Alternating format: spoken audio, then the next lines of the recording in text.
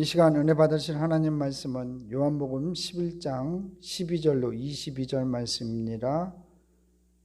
이 시간 은혜 받으실 하나님 말씀은 신약성경 요한복음 11장 12절로 22절 말씀입니다. 다 같이 합독하시겠습니다. 제자들이 이르되 주여 잠들었으면 낫겠나이다 하더라. 예수는 그의 죽음을 가리켜 말씀하신 것이나 그들은 잠들어 쉬는 것을 가리켜 말씀하신 줄 생각하는지라. 이에 예수께서 밝히 이르시되 나사로가 죽었느니라. 내가 거기 있지 아니한 것을 너희를 위하여 기뻐하노니 이는 너희로 믿게 하려 함이라. 그러나 그에게로 가자 하시니 디두모라 하고도 하는 도마가 다른 제자들에게 말하되 우리도 주와 함께 죽으러 가자 하니라. 예수께서 와서 보시니 나사로가 무덤에 있은지 이미 나으리라.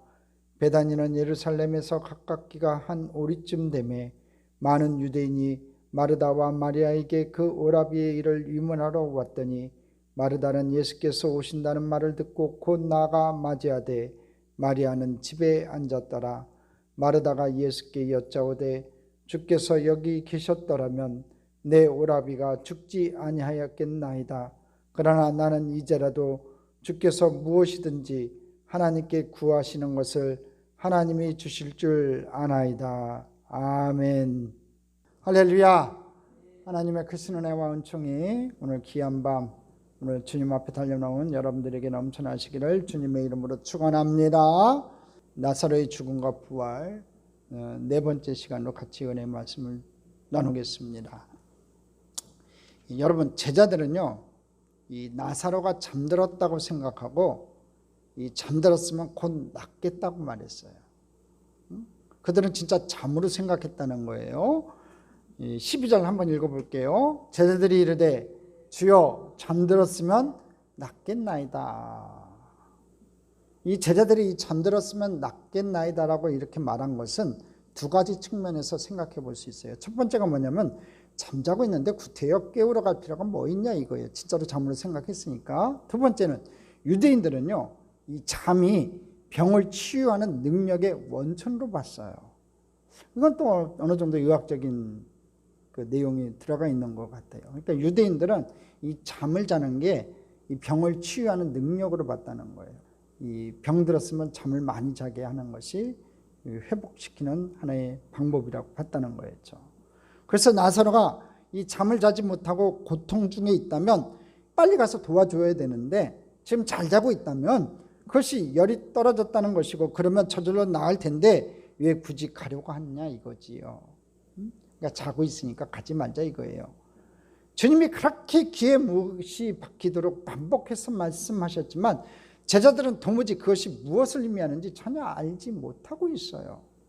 그러니까 이 요한복음을 읽어보면요, 제자들도 그렇고 바리새인들도 그렇고 예수님이 하는 말을요 못 알아들어요. 아니면 알아들으면서도 못 알아듣는 척하는 것 같기도 하고요.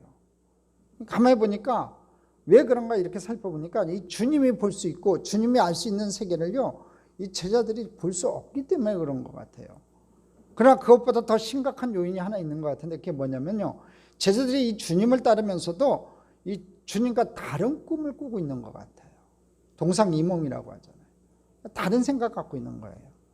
그래서 제자들은 그 다른 세계관, 그 다른 욕망 때문에 이 주님의 말씀을 알아들을 수가 없었다는 거예요. 이 땅의 것만 생각하고 있으니까 하늘나라의 일에 대해서 관심이 없는 거예요. 오직 주님은 하늘나라의 일만 관심이 있는데 영원 구원에만 관심이 있는데 이 제자들은 아직까지도 이 땅에서의 메시아, 이 노마 속국에서 우리를 통치해서 억압해서 구원해 줄 메시아만 기다리고 있으니까 이게 포인트가 안 맞는 거죠.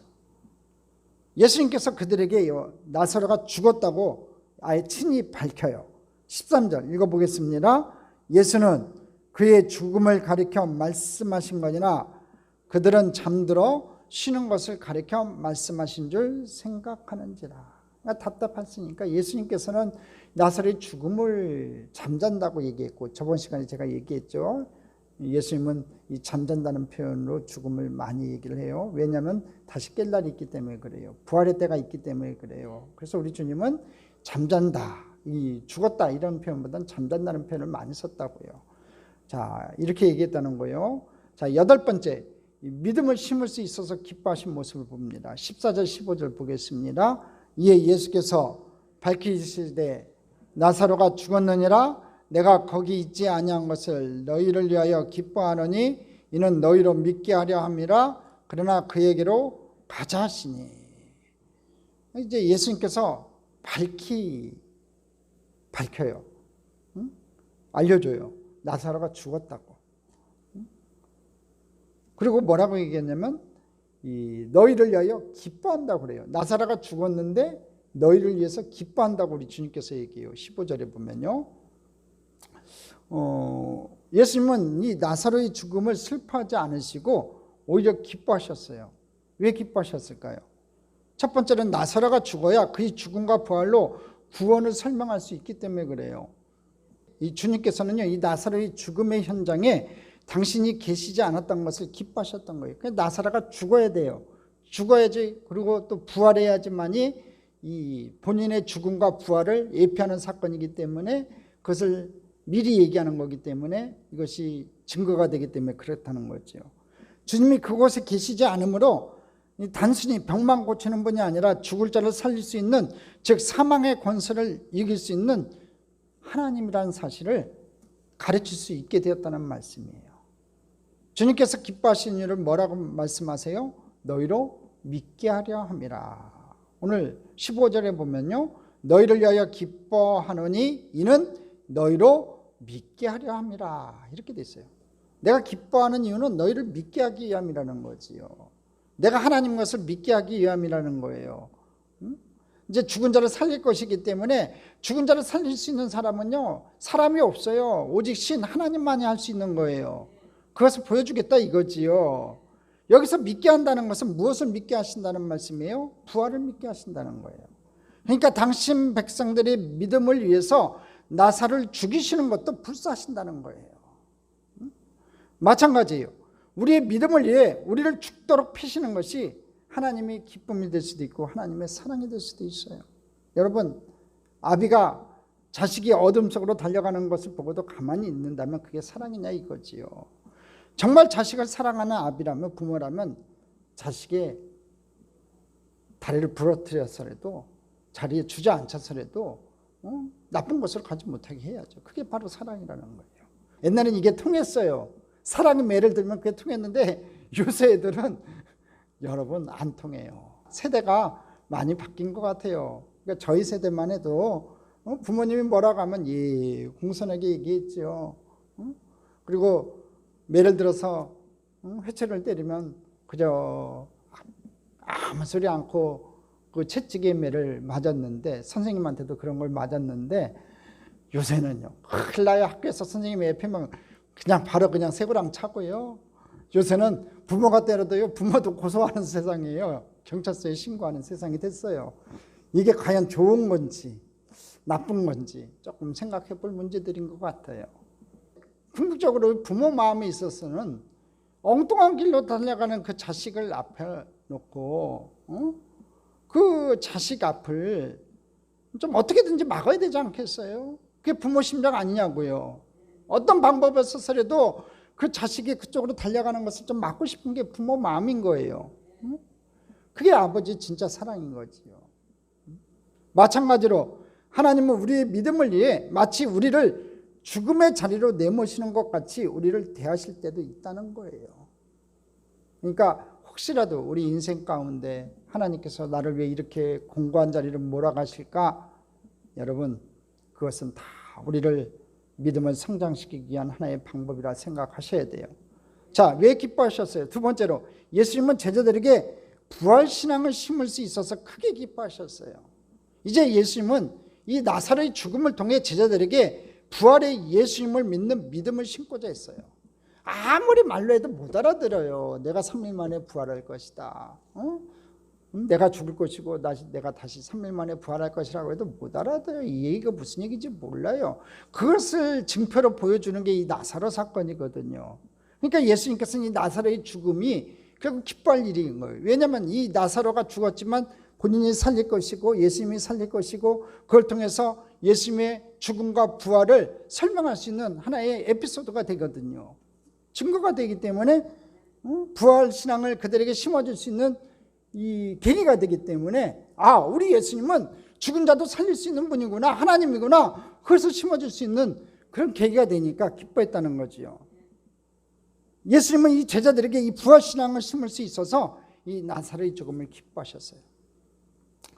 이렇게 부활 신앙을 심으려면요, 이 죽음의 터널을 좀 지나야 되는 것 같아요.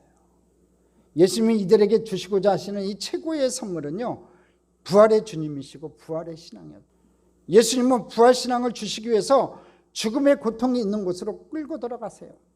우리는 이 정도에서만 놀고 싶은데 예수님은 깊은 세계로 끌고 가실 때가 있어요.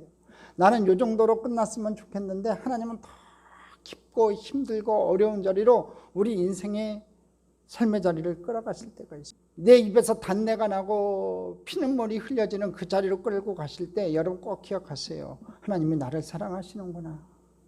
내가 변치 않는 영원히 소유할 그 흔들리지 않는 그 믿음을 내게 주시고자, 부활신앙을 주시고자 내게 이런 고난을 주시는구나. 고난한다는 것이 내게 유익이라.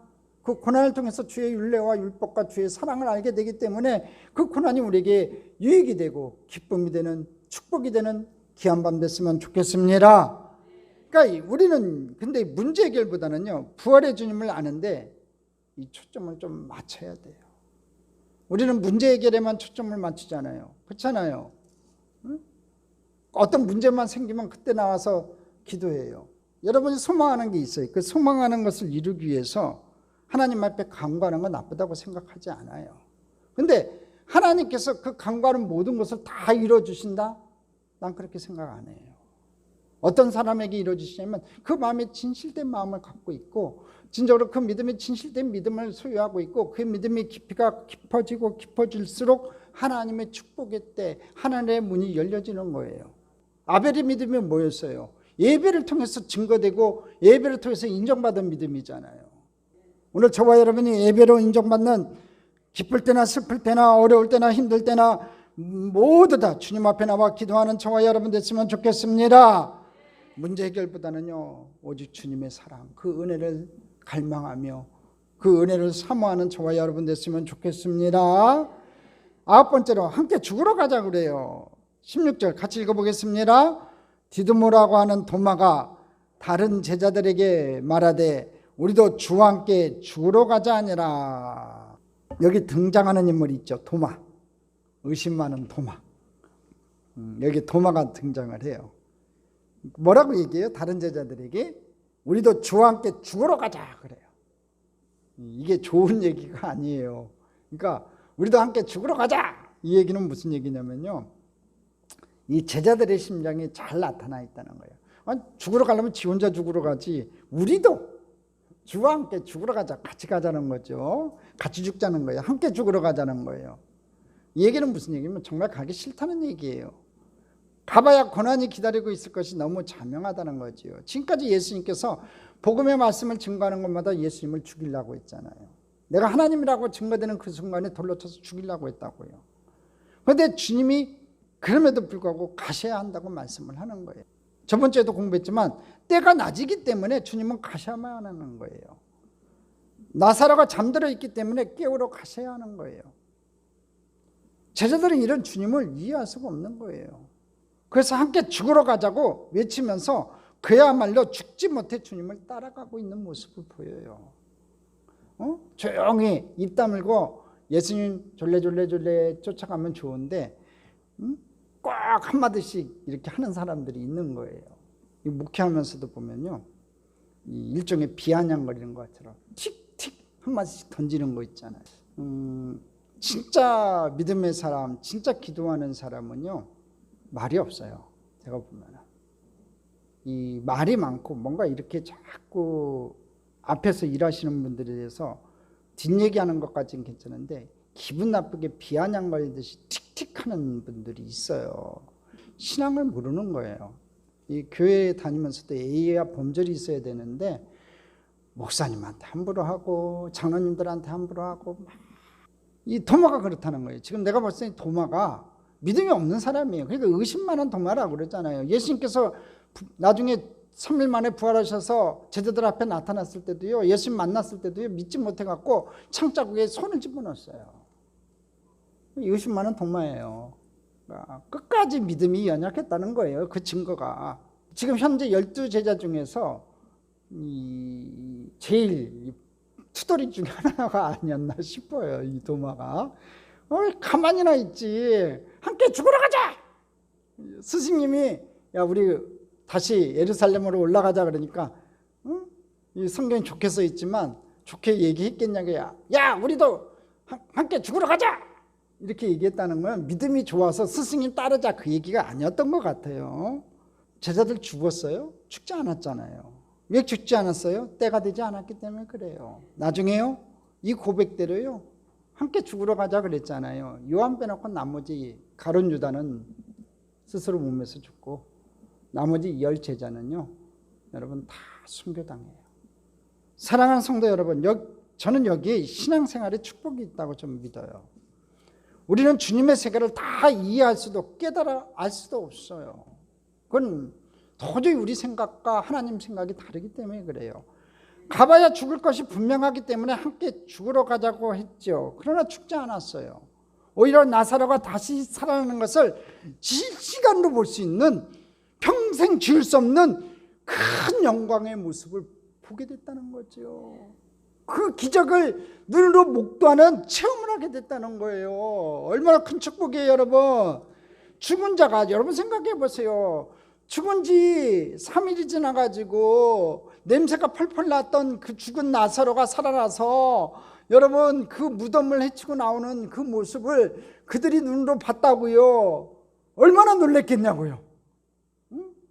나사로야 나오라 하니까 그 예수님의 명령에 죽은 나사로가 일어나서 부활해가지고 그 무덤을 헤치고 나오는 그 모습을 보는 그 제자들 기가 막힌 거예요. 그러니까 우리는 하나님 뜻 하나님 계획 모르는 거예요. 인간은 불평불만하죠. 야 죽으러 가자.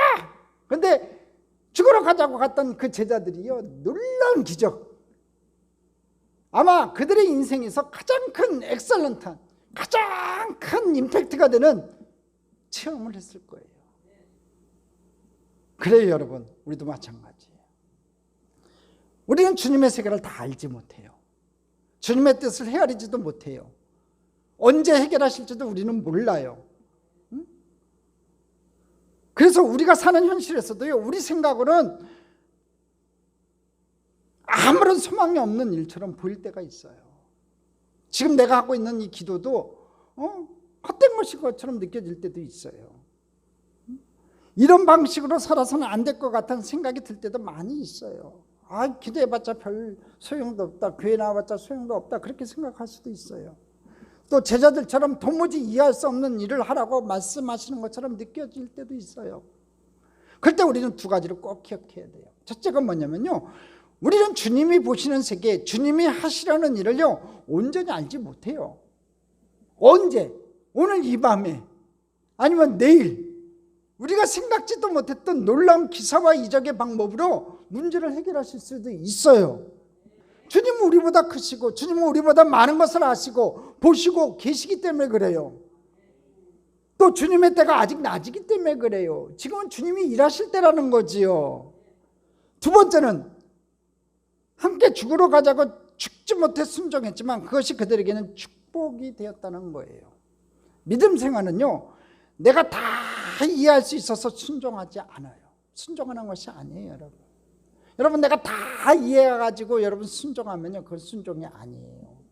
그 얘기의 제 얘기는 여러분 순종은요 내 생각 내게 달라도요 그냥 아무 생각하지 않고 아멘하고 순종하는 거예요. 할렐루야. 여러분 도마처럼 살래요? 그러지 마세요. 하나님이 무슨 명령이 떨어지면 에이 그냥 틱틱하는 그런 투덜이 신앙인 되지 마시고 그저 아멘 감사합니다 고맙습니다 주여 나를 사용해 주시니 고맙습니다 감사합니다 그렇게 신앙생활했으면 좋겠어요. 때로는 내가 이해할 수 없지만 함께 죽으러 가는 심정으로 순종하는 거예요. 그런 마음으로 순종해야 되는 거지요. 그럴 때 죽은 나사로가 살아나는 것을 보는 축복을 보는 거예요. 생각지도 못했던 기적을 보는 거예요. 오늘 여러분의 가정에 기적이 일어나고 여러분 생각지도 못했던 축복을 체험하고 싶다면 여러분 생각 버리고 순종하세요. 그럴 때 새로운 믿음의 세계로 나아갈 수 있는 거예요. 그런 체험을 하면요, 지금까지 믿었던 그 어린아이 같은 믿음이 아닌 고차원적인 믿음으로 우리가 신앙생활을 할 수 있다는 거예요. 비록 도마는요, 이 사건 이후에도요, 주님이 부활하셨을 때에도 부활을 온전히 믿어지지 않았던 사람이에요. 그럼에도 불구하고 함께 죽으러 가자고 다소 억지스러운 순종일망정 주님을 따랐기 때문에 주님이 인도하신 그 축복의 자리에 함께 할 수 있었다는 거예요. 여러분 알아야 돼요. 뭘 알아야 되냐면요, 때로는 유대로 가는 주님이 이해되지 않을 수도 있어요. 마찬가지로 이 마르다와 마리아가 이틀을 더 유하시다가 나사로가 죽은 뒤에 오시는 것을 이해할 수 없듯이, 가봐야 죽음과 고난이 기다리는 유대로 가시는 주님을 이해할 수 없듯이 우리 또한 주님이 하시는 일을 다 이해할 수 없을 수 있어요. 내게 다가오는 환난, 내게 다가오는 고난, 내게 다가오는 아픔들 이해할 수 없을 수도 있어요. 저기는 개인적으로 우리 가족들이 하나님 앞에 부르심 받는 그 사건들이었어요. 우리 아버님 법 없이 사실 분 같은 참 착하신 분인데 데려가셨고, 우리 어머님 그 믿음 좋은 분을 데려가시고, 우리 여동생 데려가시고, 우리 형님 데려가셨을 때 진짜 저는요, 밤마다 하늘을 쳐다보고 이해할 수가 없었어요. 우리 가족 중에서 제일 못된 사람은 최영이에요. 내가 봤을 때는 성격도 못됐고, 내가 봤을 때 개인적으로 봤을 때는. 근데 참 착하고 법 없이 살 사람들을 왜 데려가셨는지, 내가 그랬죠. 죄인의 계수라고 생각한다고. 나는 왜 데려가셨는지 이해할 수가 없었어요. 근데요, 어느 날 갑자기 저한테 깨달음이 오고 알게 된 게 하나가 있어요. 그건 뭐냐면요, 시간의 차이예요. 하나님 편에서 봤을 때, 제가 이제 한 80까지 산다고 하면은 한 30년 더 살겠지요. 우리 아버님하고 비교하면 많이 더 사는 것 같지만, 여러분, 그거는 우리 인간의 계시의 방법인 거고, 하나님의 방법으로 봤을 때는 그건 눈 깜짝할 차이밖에 안 된다는 거지요. 어차피 없어거니 뒷서거니 하고 다 하늘나라 갈 건데, 우리 조 목사님도 하늘나라 가셨잖아요. 여러분, 누구나 다 하나님 앞에 가는 건데 자꾸 내가 남은 연수가 많이 있다고 생각하는 거예요. 그렇지가 않은 거거든요. 그리고 또 먼저 가신 부모님, 우리 형님 여동생보다는 내가 많이 산 것 같지만 그 많이 산 것도 아닌 거예요. 하나님 편에 봤을 때는 다 똑같은 거예요. 그게 깨달음이 있었고, 그리고 그 천원과 같은 그 시간에 내가 하나님 앞에 더 충성해야겠구나, 이거 남은 시간에 내가 더욱 하나님 앞에 봉사해야겠구나, 헌신해야겠구나, 기도해야겠구나, 그 깨달음이 있었어요. 특별히 우리 조 목사님 돌아가시고 나서, 아, 그렇구나, 과연 나에게 주어진 시간은 얼마나 될까? 1시간 시간이라도 내가 최선을 다해서 설교를 준비하고 우리 성도들을 위해서 기도하고 또 내가 열심히 사역해야겠구나, 그 마음이 들더라고요. 그러니까 하나님의 뜻, 하나님의 계획 우리는 알 수 없어요. 아무리 깨달을 수 없어요. 아무도 알 수가 없어요. 응? 그러나 우리가 끝까지 붙잡고 믿어야 하는 것은 뭐냐면요, 주님은 우리보다 크시고 모든 것을 알고 계시고, 또 궁극적으로 꼭 우리가 알아야 될 게 뭐냐면요, 우리의 선한 목자라는 사실이에요. 선한 목자 되셔서 저와 여러분을 실만한 물과 푸른 초장으로 인도하시는 분이라는 거예요. 할렐루야. 늘 우리를 푸른 초장과 실만한 물가로 인도하시기 위해서 일하시는 우리의 선한 목자 되시고 우리의 아버지 되신다는 거예요. 이 믿음이 우리를 평안으로 이끌어갈 거예요. 어렵고 힘든 일이 생길 때, 아, 그렇지, 나의 주님은 선한 목자 되시지. 나보다 모든 것을 알고 계시는 그 하나님, 내 자녀들의 인생의 길을 알고 계시는 주님, 내 자녀들의 그 발걸음을 인도하시는 그 주님, 그 주님의 그 발걸음이 선한 길로 인도해 달라고 우리는 하나님 앞에 무릎 꿇고 기도할 밖에 없어요. 할렐루야. 혹시 도저히 이 사실이 받아들이지 않더라도요, 도마처럼 함께 죽으러 가는 심정으로라도 말씀에 좀 순종하세요. 그럴 때 나사로가 다시 살아나는 축복의 현장을 체험하는 축복을 누리게 될 줄 믿습니다. 여러분, 실제 부활신앙이라는 건 무엇입니까? 죽음도 기뻐할 수 있는 거예요. 여러분, 부활신앙은 건 딴 게 아니에요. 내가 죽어도 부활한다는 그 신앙이기 때문에 죽음도 기뻐할 수 있는 거예요. 근데 누가 죽음도 기뻐해요? 죽음은 두려워하잖아요. 사람에게 다가오는 가장 큰 두려움 중에 하나가 이 죽음이에요. 근데 부활신앙을 가진 사람은요, 이 죽음조차도 기뻐한다는 거지요. 여러분, 사도들은요, 복음을 전하다가 채찍에 맞았어요. 그러자 제자들은요, 예수님의 이름을 위하여 능력을 받기에 합당한 자로 여기심을 받았다고 기뻐했어요. 그때서야 기뻐했다고요. 사도 바울의 1차 전도 여행 때 여러분, 느스드라에서 사람들은요, 바울을 돌로 쳐서 죽은 줄 알고 성 밖으로 내어버렸어요. 돌로 쳐가지고 바울이 죽은 줄 알고 성 밖으로 내다버렸어요. 근데 죽은 줄 알았던 바울이 일어났네요. 근데 이 바울이 두려움도 없이 다시 느스드라에 다시 들어가가지고 다시 복음을 전했어요. 그래서 많은 사람들을 제자로 삼았어요. 참으로 놀라운 신앙인 거지요. 2차 전도 여행 때는요, 여러분 잘 아듯이 이 빌립보에서 귀신을 쫓아내는 핍박을 받아요. 사람들은 옷을 찢고 벗기고 매를 쳤어요. 그리고 그 발에 옥고를 차고 옥에 가두었어요. 발과 신라는 그때 하나님을 찬미했죠. 옥에서요. 이것이 부활신앙이라는 거예요. 억울하게도 맞았고 억울하게 당했지만 그 옥 중에서도 하나님을 찬양했다고요. 이게 부활신앙이라는 거예요. 부활신앙을 가진 사람은요, 현재의 어떤 고난과 핍박이 와도요, 하나님을 찬양해요. 죽음의 위험 속에서도요, 하나님의 나라를 맛보며 기뻐해요. 할렐루야. 예수님은 제자들에게요, 이런 부활신앙을 심고자 하셨다는 거예요. 10번째로 이제 죽은 지 나흘의 의미를 좀 살펴볼 필요가 있습니다. 17절부터 19절까지 말씀 보겠습니다. 예수께서 와서 보시니 무덤에 있은 지 이미 나흘이라 베다니는 예루살렘에서 가깝기가 한 오리쯤 되매 많은 유대인이 마르다와 마리아에게 그 오라비를 의문하러 왔더니. 자, 드디어 예수님께서 베다니에 도착했어요. 이틀을 유하시고 왔으니까 3일째. 3일이 지난 다음이에요. 그러니까 나흘이 된 거죠. 무덤에 있은 지 이미 나흘이라. 이게 무슨 얘기예요? 나흘이란 얘기가 무슨 얘기예요? 더 이상 인간적으로 가질 수 있는 소망이 사라진 지 오래라는 거예요. 끝이라는 거예요. 끝, 엔딩. 그렇죠? 이 마르다와 마리아가 소망했던 것은 나사로가 살아있을 때 예수님께서 오시기를 바랬는데, 예수님은 이틀을 더 유하시고 자기를 갖다 청빙하러 온 사람까지 그 날짜까지 계산하면 3일을 안 간 거예요. 그러니까 나흘째 되는 날 오신 거예요. 더 이상 인간적으로 가질 수 있는 소망이 사라진 지 오래라는 거예요. 저번에도 강의했지만 이 더운 지역이라 근동 지역은요, 이 사람이 죽으면요 24시간 안에 장사를 해요. 해지기 전에 장사를 해요. 무덤에 안장을 먼저 한다는 말이죠. 그런 후에 꽤 길게 애곡하는 기간을 가져요. 일단 시신은 무덤에 안장을 하고 그 다음에 애곡하는 기간을 가져요. 우리하고 좀 다르죠. 장례 문화가 달라요. 유대인들은 이 전문적인 이 곡하는 사람들이 있을 정도로 장례를 소중히 여겨요. 곡하는 사람들을 사가지고 곡을 하게 해요. 결혼식은 이 하나님 앞에 서약하는 것으로 간단하게 해요. 그렇지만 장례는 아주 대단하게 중요하게 치러요.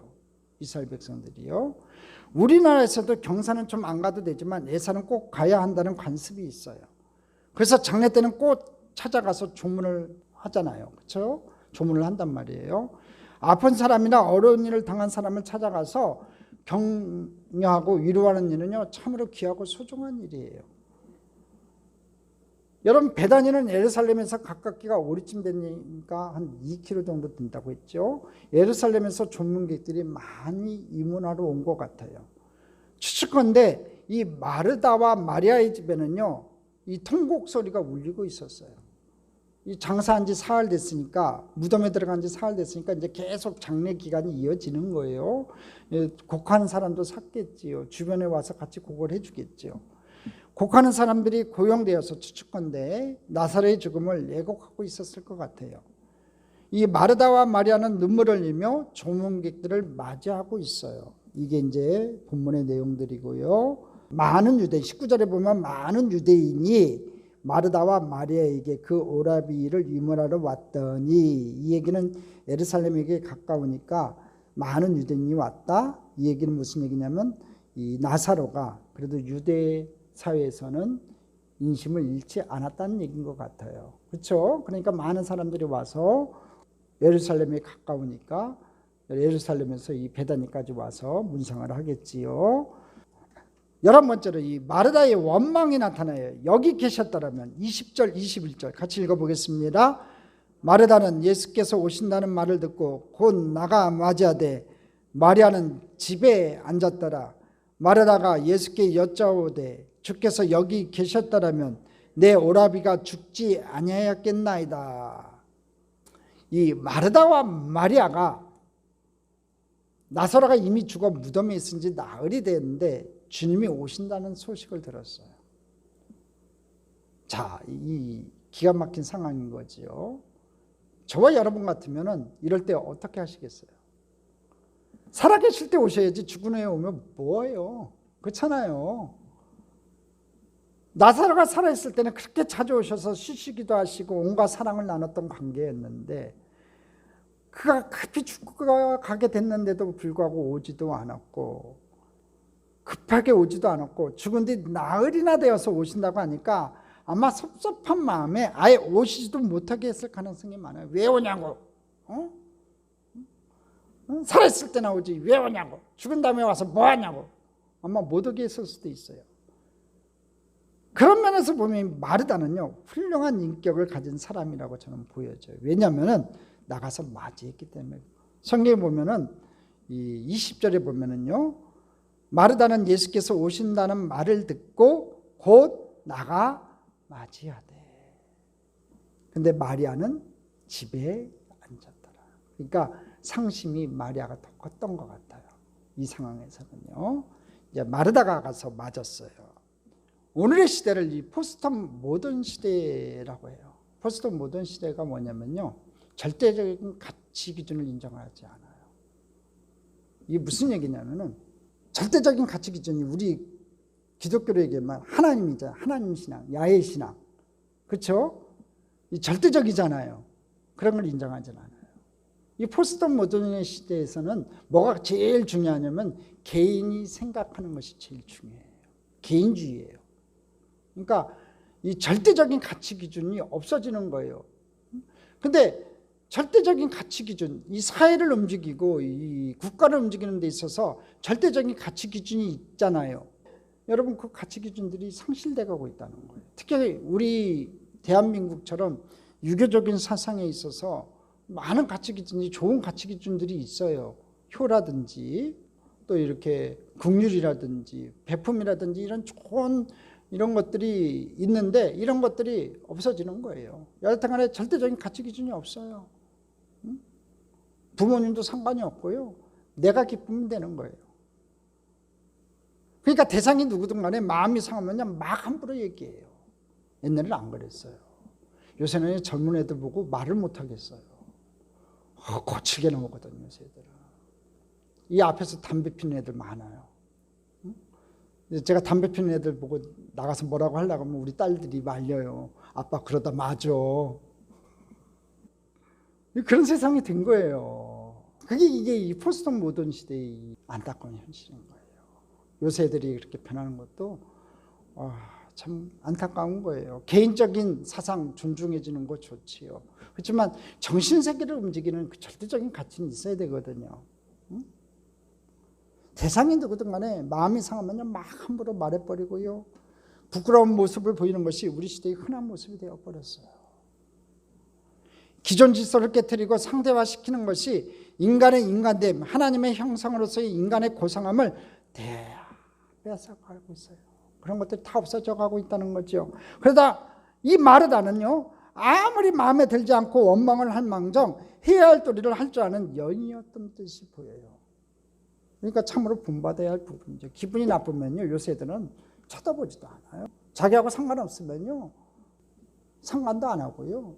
여러분 자기에게 조금만 불이익이 다가오면 팔떡팔떡 떠요. 없는 얘기도 만들어내고요. 막 그래요. 요새 세상이 그렇다는 거지요. 아무리 마음이 상하고 불평한 상황이 생긴다 할지라도요, 지켜야 할 윤리와 성품을 무너뜨리는 사람은요, 자신도 다른 사람도 고통스럽게 만드는 결과를 초래하게 만들어요. 그러므로 우리는 비록 섭섭하고 많이 불평스러운 마음이 들지만 맞으러 나갔던 이 마르다의 귀한 모습을 좀 본받아야 될 것 같아요. 옛날에는 이 마르다가 맞으러 갔다 이 단어가 별로 귀하게 안 들어왔는데 최근에는 이 마르다가 그래도 괜찮은 여자였던 것 같다. 마음이 불편해도 그래도 예수님이 오신다니까 맞으러 가잖아요. 아마 한 조문객이 마르다와 마리아에게 예수님께서 오신다는 소식을 전했겠지요. 그러니까 이제 마르다는 예수님을 맞기 위해 황급히 달려나가요.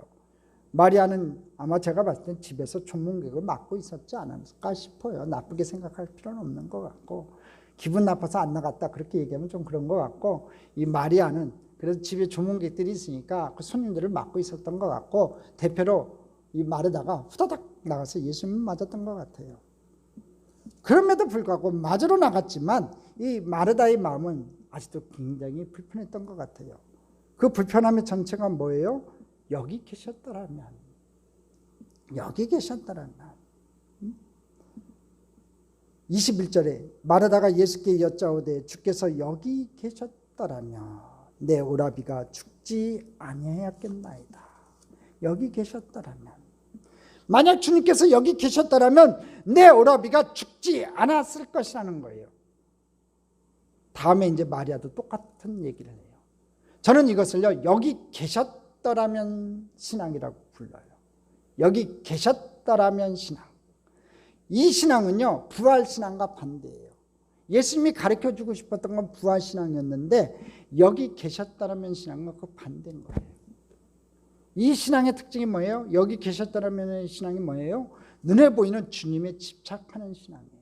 주님은 이 누가복음 7장에 보면요, 백부장이 종을 치료하실 때 백부장의 믿음처럼 가서 만나시지도 않고 치료해 주셨어요. 믿음만 보시고 그냥 가시지도 않고 치료해 주셨어요.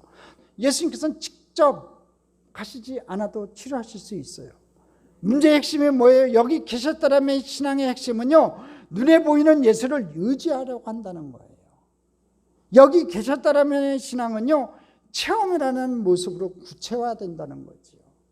이 체험 중심의 신앙은요, 신비적인 체험 등을 통해서 주님 여기 계신 것을 느끼려고 하는 신앙이에요. 그러나 주님은 여기 계시지 않아도 능히 나사로를 살릴 수 있는 주님이시라는 것에 우리의 문제가 있는 거예요. 핵심 포인트를 놓치고 있는 거지요.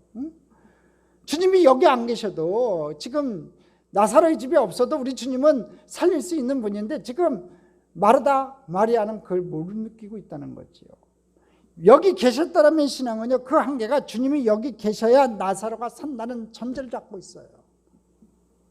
그러니까 주님의 한계를, 주님의 능력을 축소시키는 거예요. 근데 주님이 여기 계시지 않아서 이미 나사로가 죽었다는 거예요. 무슨 말이에요? 주님께서 기대할 수 있는 한계치를요, 넘어가 버렸다는 거예요. 이제 주님한테 기대할 게 없다는 거지요. 그래서 마르다는 이미 상황이 종료되었다고 선언하는 거예요. 21절을 같이 한번 읽어보겠습니다. 마르다가 예수께 여짜오되 주께서 여기 계셨더라면 내 오라비가 죽지 아니하였겠나이다. 주님께서 여기 계셨더라면 내 오빠가 죽지 않았을 거예요. 그 얘기를 지금 하고 있는 거예요.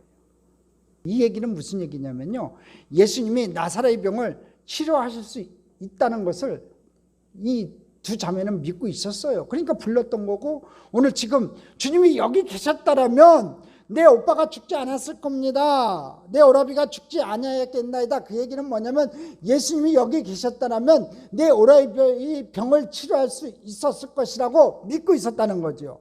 그런데 주님이 안 계시고 빨리 오시지 않아서 오빠가 죽었다고 지금 원망.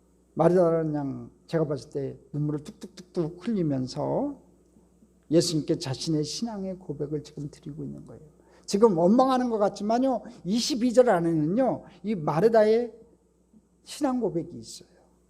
아까 얘기한 것처럼 예수님께서 나사로의 병을 치료하실 수 있다고 믿었고요, 12번째로 이 막연한 믿음을 발견해요. 22절 같이 읽어보겠습니다. 그러나 나는 이제라도 주께서 무엇이든지 하나님께 구하시는 것을 하나님의 주실 줄을 아나이다. 여기 세 단어가 중요해요. 이제라도, 무엇이든지, 아나이다. 이 세 단어에 동그라미를 치세요. 이 마르다는요, 위대한 것은, 이 마르다가 위대한 것은요, 그럼에도 불구하고 주님을 포기하지 않고 있어요. 아까 21절에 뭐라고 했어요? 주님께서 여기 계셨더라면 내 오라비가 죽지 아니하였겠나이다 하고 나서 22절에 그러나 나는 이제라도, 이렇게 얘기해요. 이제라도. 마르다는요, 아직은 희미하지만 이 부활 신앙을 가지고 있었어요. 부활이 구체적으로 무엇을 의미하는지는 잘 모르지만 마르다는 마지막 날 부활에는 다시 살 줄을 내가 안다고 지금 대답하고 있어요. 여러분, 이것만으로도 얼마나 위대한 신앙 고백이냐 이거예요. 마르다는 지금 뭐라고 얘기했냐면 이제라도 라고 말씀하면서 뭐라고 얘기했냐면, 이제라도 이 단어 속에는 뭐가 있냐면요, 현재라도 주님이 일하실 것을 믿었어요. 그렇죠? 그 다음에 무엇이든지, 이 단어에는요 막연한 기대를 가지고 있어요. 무엇이든지 할 수 있다. 막연한 기대를 가지고 있어요. 그리고 또 이제 아나이다, 아나이다 이렇게 얘기해요. 이 지식적인 믿음을 가지고 있어요. 어떤 지식을 가지고 있었냐면은 하나님께 구하는 것을 하나님이 주실 줄 아나이다. 이제라도, 지금이라도 주님께서 무엇이든지, 막연한 거예요. 지금은 이 오라비는 죽었다고 단정을 내렸기 때문에 오라비의 부활을 얘기하는 건 아닌 것 같아요. 그렇지만 무엇이든지, 그러니까 이제 마지막 날에, 그 당시에만 해도 이 이스라엘 백성들에게 부활신앙이 있었거든요. 마지막 날에 부활신앙이 있었기 때문에 무엇이든지, 이 얘기는 이제 마지막 날에 부활을 얘기하는 것 같아요. 그러니까 하나님께 구하는 것을 하나님이 주실 줄, 이것도 큰 믿음인 거예요. 주님께서 하나님 앞에 구하면 하나님께서 주신다, 그 믿음이 있다는 거죠. 내가 그걸 안다는 거예요. 응? 마르다는 아직 자신의 한계를 극복하지 못하고 자신의 잣대로 주님을 재는 잘못을 범하고 있었어요. 그러나 그녀는 신앙을 온전히 포기한 것은 아니에요. 마르다는 자신의 한계가 여기 계셨다는 것을 고백했죠. 그러나 아직 주님이 하실 일이 남았다는 가능성을 인정하고 있어요. 이것이 얼마나 귀한 믿음이냐 이거지요. 우리는 주님께 대접할 음식을 준비하느라 분주한 마르다에 대한 인상이 너무 강해요. 지금까지 그것만 강했잖아요. 음식 준비하느라고 주님 앞에 나와서 말씀 듣지 못하고 있는 마르다, 그것만 강해가지고 이 마르다의 귀한 신앙을 평가절하하는 경향이 좀 있어요. 그러나 마르다는 참으로 귀한, 오고 오는 세대에 중요한 도전을 주는 신앙이었던 것 같아요. 믿음의 사람이었어요. 내 한계로는 여기 계셨다라면이 전부였어요. 솔직하게 고백해요. 내 한계로는 여기 계셨다라면, 주님이 여기 계셨다라면의 신앙이었다는 거죠. 그러나 구체적으로 그것이 무엇인지 알 수 없지만 주님이 하실 수 있는 일이 있다고 고백하고 있어요. 내가 알지 못하는 것이 주님께 있다는 거지요. 주님께서 하실 수 있다고 고백해요. 무엇이든지 주님께서 하나님 앞에 기도하는 것은 하나님께서 주실 것을 믿는다고 고백해요. 할렐루야. 이게 큰 믿음인 거예요, 여러분. 무엇이든지 모르겠지만 하나님께 구하는 것을 하나님께서 주실 것을 믿는 이 믿음, 그 믿음을 가지고 우리가 오늘 이 밤에도 주님 앞에 기도합시다. 주님 이루어 주옵소서. 주님 해결하여 주옵소서. 주님 치유하여 주옵소서.